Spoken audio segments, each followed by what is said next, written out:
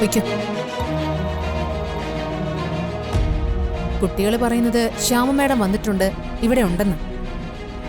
പക്ഷേ ഞാനിവിടെ വന്നിട്ട് കുറച്ചു നേരമായി മാഡം. ഞാനിതൊരു ശ്യാമ മാഡത്തിനെ കണ്ടില്ല. പക്ഷേ നമ്മളിന്ന് എന്തായാലും ശ്യാമയെ കണ്ടിട്ടേ മടങ്ങും.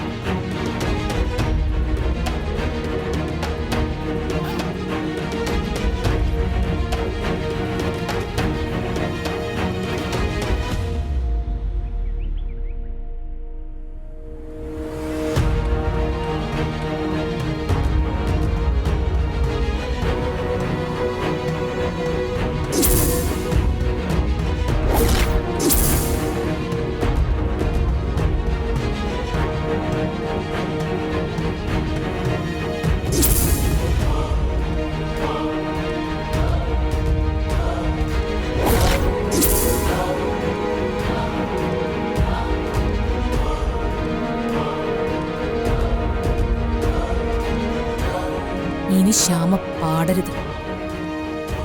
ഈ മരുന്ന് ഏതെങ്കിലും രീതിയിൽ ശ്യാമയുടെ ഉള്ളിൽ ചെല്ലണം. അത് നിന്റെ മിടുക്കം. മാഡം, ജ്യൂസിൽ ചേർത്ത് കൊടുത്താ മതി. അതാവുമ്പോ വലിയ സംശയത്തിനൊന്നും ഇടയുണ്ടാവില്ല. നമ്മൾ കൺമുമ്പിലില്ലാത്തപ്പോൾ ശ്യാമയ്ക്ക് എന്തെങ്കിലും സംഭവിച്ച ആരോപണം നമ്മുടെ പേരിൽ വരും. പക്ഷേ നമ്മൾ കാണുക നമ്മുടെ മുന്നിൽ വെച്ച് ശ്യാമയുടെ സ്വരം നിലയ്ക്കണം.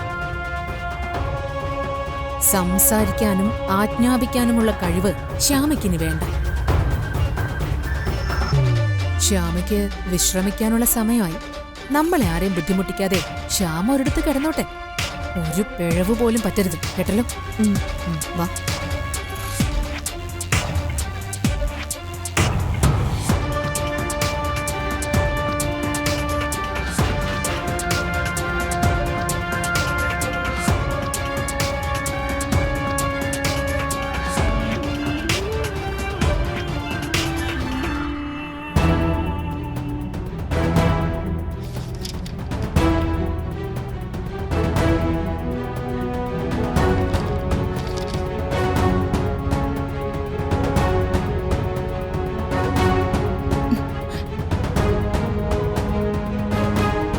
ശ്യാമ, ഐശ്വര്യ മാലിന്യം കൂടി ഇങ്ങോട്ട് വരുന്നുണ്ട്. അതിനിപ്പോ എന്താ? രാധികമോൾ ഇവിടെ ഇല്ലല്ലോ. രാധികയുടെ കാര്യമല്ല, ദേ ഈ വേഷത്തിൽ അവർ കണ്ട. അയ്യോ,